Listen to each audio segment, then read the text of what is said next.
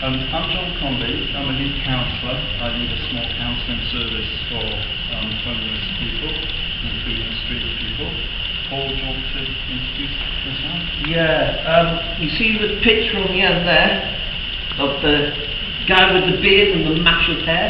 That was me about 15 years ago, or thereabouts. Yeah, I've got a diagnosis of borderline personality disorder. I've been working with John for the last, how long has it been? 4 years. 4 years. And we met on the CUF training. CUF is Knowledge and Understanding Framework. And it's about raising awareness about personality disorder. And that's where me and John met. Yeah, so anger is the sound that fear makes. So all anger stems from fear, essentially. Because we were approached by the Rough Sleeping unit in 2012 to think about setting up an anger management group for homeless people, including street people, because I don't know if you found that a lot of people get banned from services because of angry outbursts, which feeds into the cycle of exclusion. So Paul and I thought about it very carefully, and we thought that maybe an anger management group was one step too high, too quickly for people on the streets especially. And we liked the model of an anger discussion group, which might be based more on Alcoholics Anonymous way of working, where we would have peer-led discussions. Because, as you all know, homeless people have got special needs, and also something very interesting that I came across was that research estimates that only 20% of any needy population are prepared to change, are prepared for action at any given time. Yet 90% of psychotherapeutic treatments are aimed at that 20%, which leaves a massive 80% of people who are not ready to change, yet are being offered treatments that assume that they are ready to change. We're talking about engagement and difficulties with engagement. So Paul and I thought very carefully, what likelihood would people engage when they're sleeping on the streets, they're banned from day centres for angry outbursts? What realistic likelihood is there that they would engage when angry? So we thought, very little. Given this, we need a very special approach.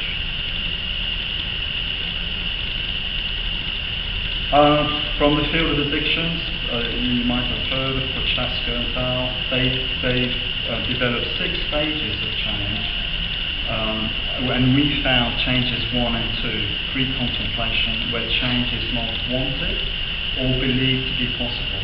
One of the main indexes of this is a lack of hope.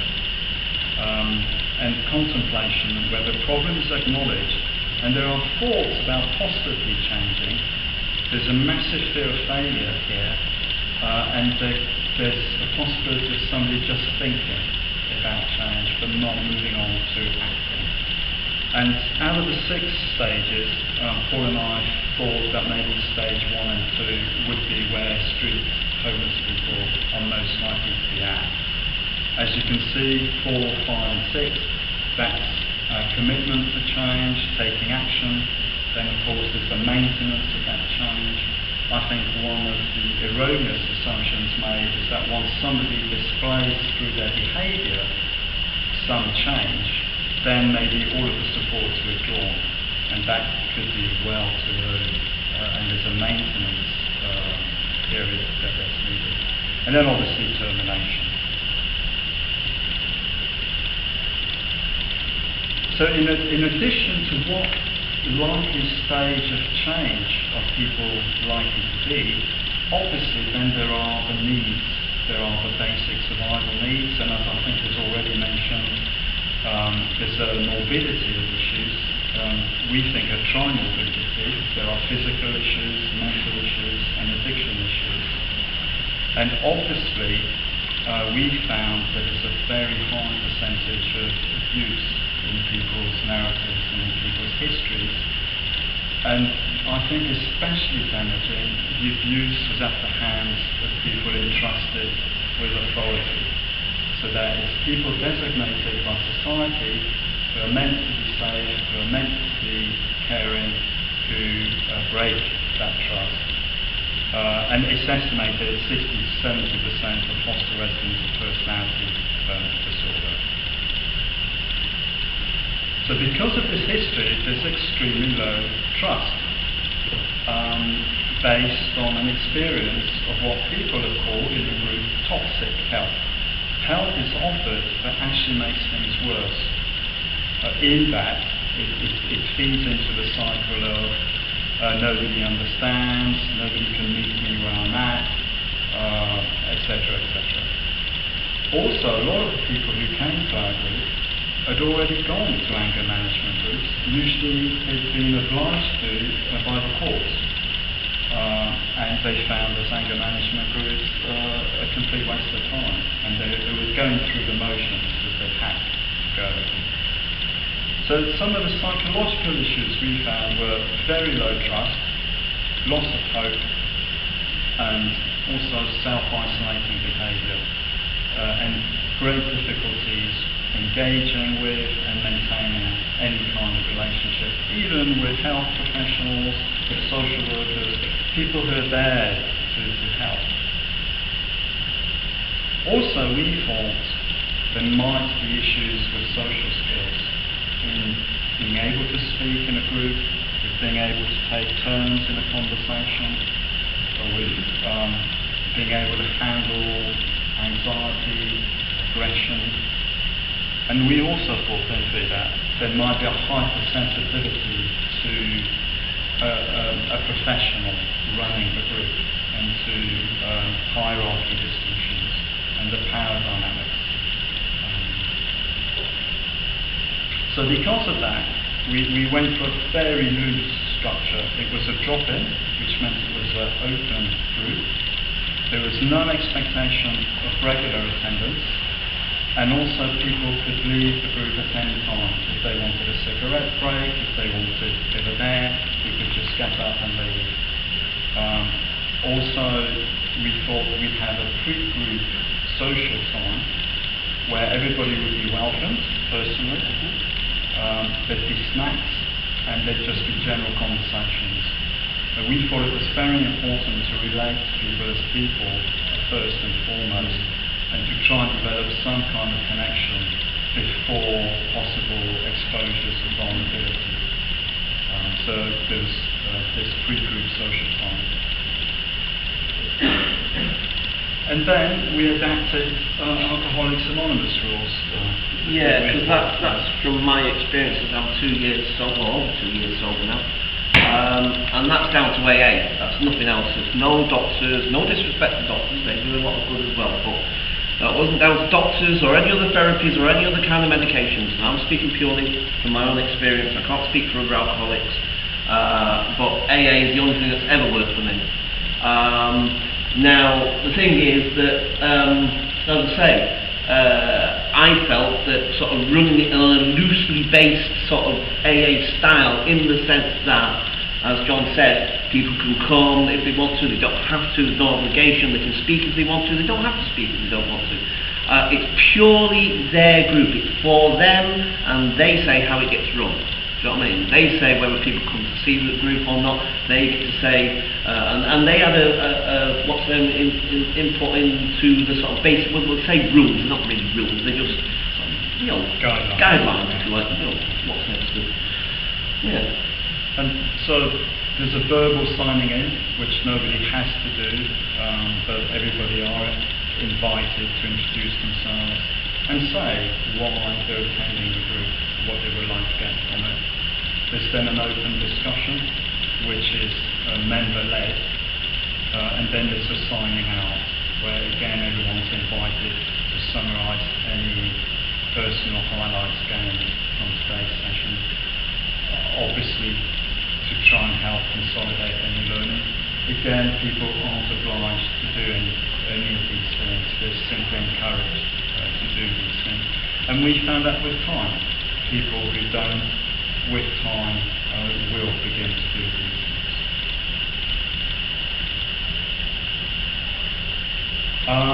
We thought the fact that Paul and I were co-facilitating this group, thought that Paul was the embodiment of a narrative of recovery and of hope, so that people could see with their own eyes what can be done.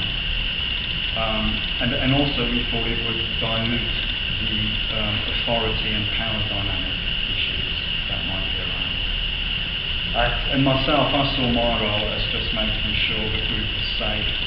5 minutes, right, okay, so we'll whiz on through. So these are our roles, Now, as some of you probably know, any group will have 11 therapeutic factors. These are well known, so we thought there was absolutely no reason not to assume that these factors would be present in the anger group. What's very interesting, I thought, was the frequency of attendance, of the maximum number of sessions attended. So you'll see that one session, 52% of all the attenders attended. So, and this is because it's a very mobile population. A lot of people get moved out. Also, some people don't come back. But you'll see that there's something like 91% who attended for less than 10 sessions, and then there's only about 9% who attended for more than 10 sessions. And then you'll see towards the right, then there's some people who attended for 30 sessions. So there's a gradual whittling away, but we end up with about 10% of regular attenders, which I think in a street homeless population who have moved around all the time is not bad going. And of course, out of those, you'll see that there are some outcomes. Some of the themes: abuse at the hands of trusted people, and this hits us very much. Impossible to trust authority figures, and this is the underlying attitude: get them before they get you. And we found that was a very powerful mental schema around, which could be very easily triggered off. Obviously, sorry. Suggestions I've got very little time to jump onto the examples. Yes.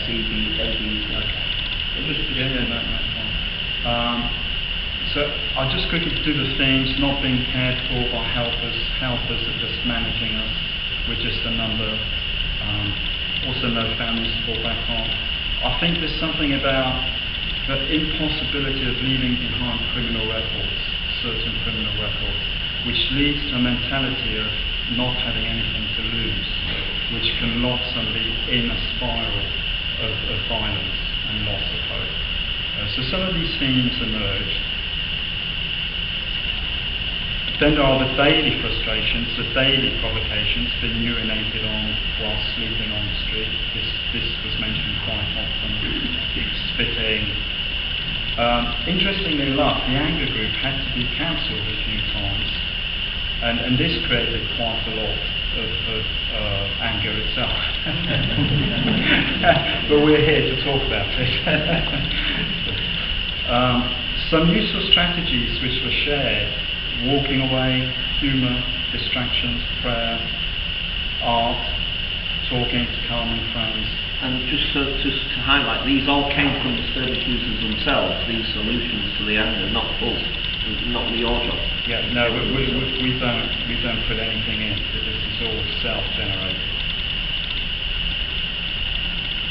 And the value of the group was beginning to be expressed, like the family I never had. I need this group.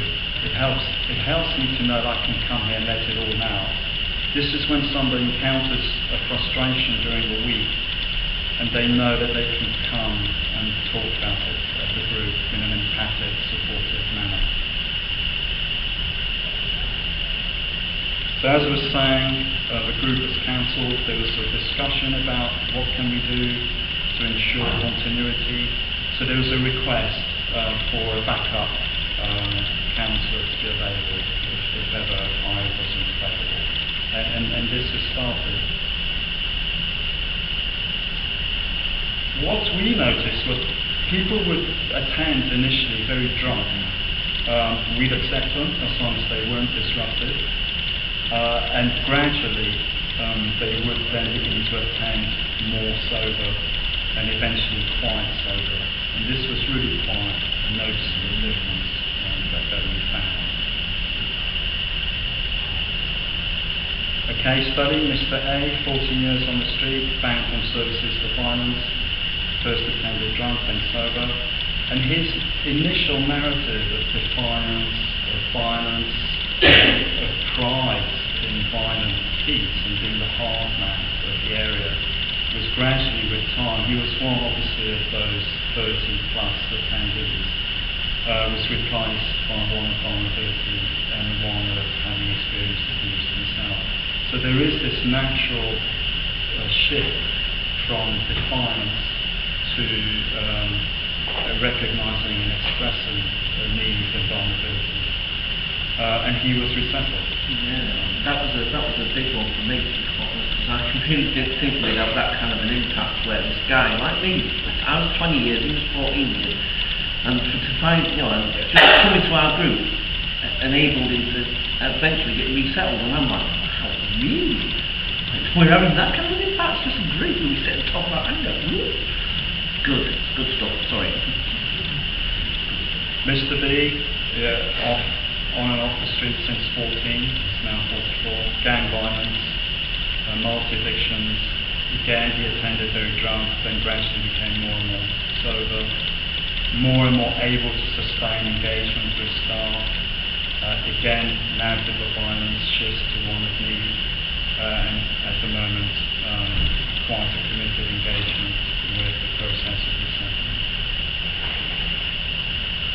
And Mr. C, left the army, been on the streets several decades since then, prison, violence, brought up in care. One of his recurring themes was he'd never had anything to lose, but now he feels he has something to lose, and that helps him keep his temper. That when under provocation, instead of lashing out, which he normally would do, he keeps thinking, well, it's not worth it, it's not worth it. And he's repeated quite often that the group is the family that he'd never had. And we think that maybe that's what he has to lose, possibly.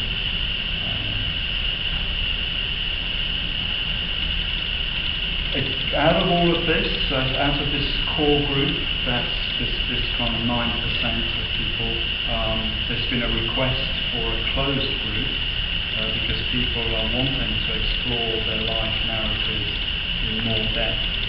They want to expose the vulnerabilities, but not in front of strangers. So we are now thinking of setting up a move-on group. And then we're just very much wondering what kind of move-on group to set up. We'll probably engage in discussions with the group members requesting it. But as you can see, there's all sorts of possibilities.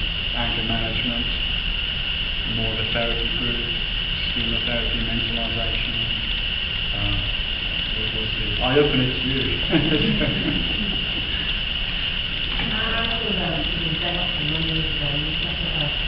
Personal development with another character, Johanna, a female speaker, and then she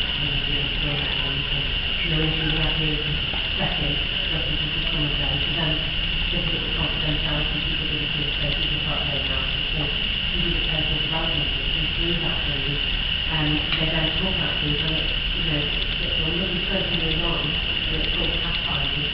And it goes through here. And some of the members actually went off to psychology and some psychology. And they were going to charity and they don't get paid. Wow. But they're all invested in it. Yeah. So people can actually join the group. And that was good to them. Personal development, so they look at themselves and how they can grow into it. Thank you, thanks. Yeah, very powerful story, actually. And just to say, I don't get paid for doing this either, so I do it because I love it. I do. Really do. And I must say, the slides were all designed by Paul. Oh yeah. Took a whole weekend doing that.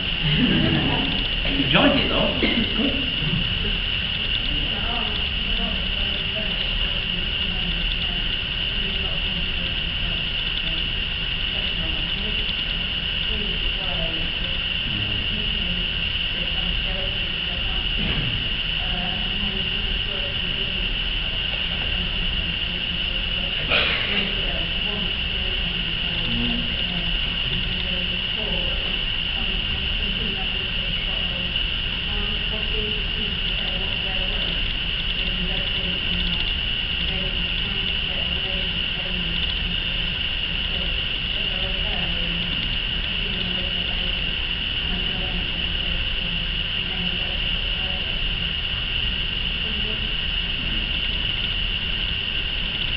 I think the pattern we observe most is that a narrative of defiance transforms into a narrative of need, and this leads to more engagement with all of the help and services, which then leads to more help being able to be made use of and being settled.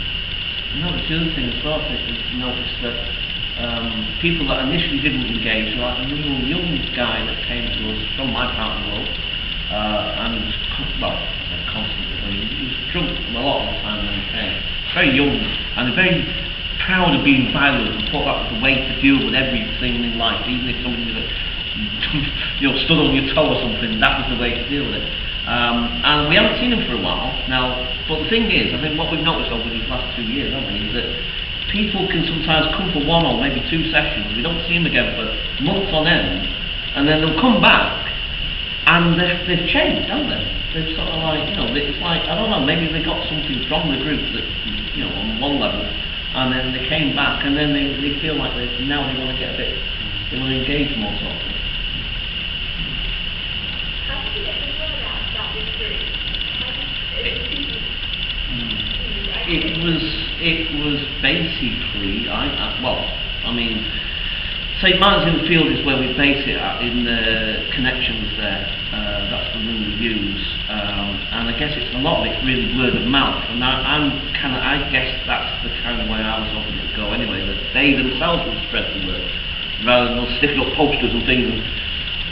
That's certainly part of it. That I think as people engage more with the group, then they bring their friends and it kind of develops a word of mouth, definitely. But it was also advertised to all the day centres, to all the hostels, and also the building space teams as well. So that some people do refer to.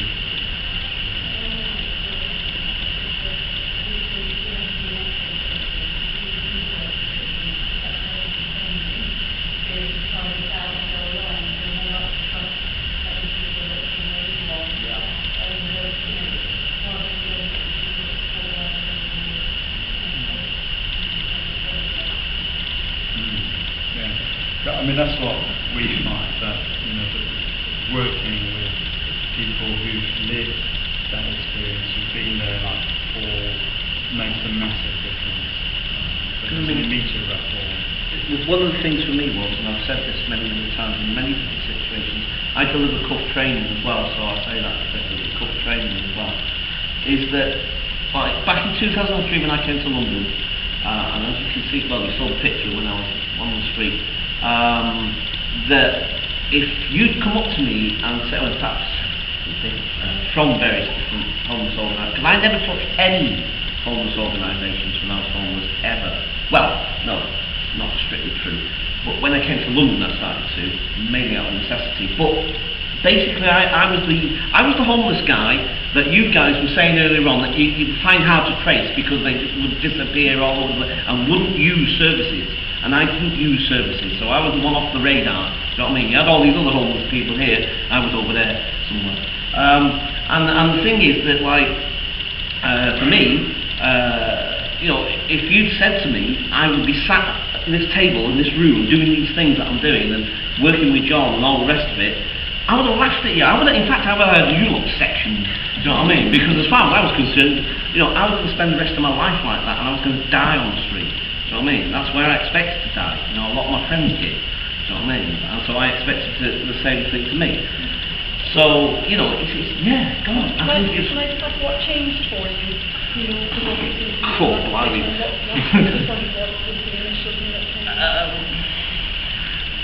To be quite honest, the only way I can describe it, although it's maybe not the most succinct or best answer, but it's coming to London, to be perfectly honest, because Manchester, ultimately, it's my hometown. I'm proud of being a Manc, but didn't do nothing for me.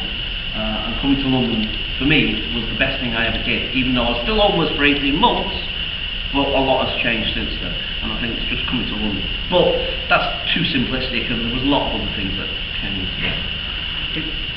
The sense I get from the group and from people who've had the journey afterwards is that it's a succession of seeds that get planted. It's never one thing on its own. It's just Well, is there any crimes or people who say that it's not suitable for the only rule we insist on is that everybody's shown respect and dignity in the group, so there's no personal insults or anything of that kind. I mean, there's one guy that comes fairly regularly, doesn't come every time, and he very rarely speaks. Very rarely speaks at all. But he does say at the end of the Watson that he gets a lot from the group. When we do the checkout, he always says, "Oh, well, I get a lot from this." But he very rarely does talk, doesn't he? That's right. The fact that it's now popular work. Pardon? Is it the fact that it's now popular is that people can come and go, it's an open business. And it works for some people. For the closed group, just for example, I had a guy who's never spoke, but the group actually turned on him because he never spoke, and they felt to feel like he'd taken all their knowledge and he was never given anything back. And when he eventually did tell them, he said to them, I got a lot out of it. And they asked him why he told them, but it's a challenge for him. We've got ad hoc, people can come in and go and they get it. That's right. I think the ad hoc nature, enables people to shift maybe from a pre-contemplation stage, where maybe Paul was for a lot of his life, to more of a contemplation stage, and a greater readiness and a greater ability to take the risk of changing, of hoping to change. And it's an enormous risk because of the history, because there was hope there that was usually betrayed. So to then take that risk again is massive. But also I think taking the good bit of the 12 step, I think that's the one thing that's fantastic, that you don't have to go for a step and you don't have to go upon another point and then find out if you're successful, and a whole lot of hoops that people at that pre-contemplative stage, just that, you forget it for a lot of them, and then you have the same discussion 20 times over a year and a half, and whereas they just go along and see whether it's for them, and then not come for a couple of months if that was all a bit much, and I think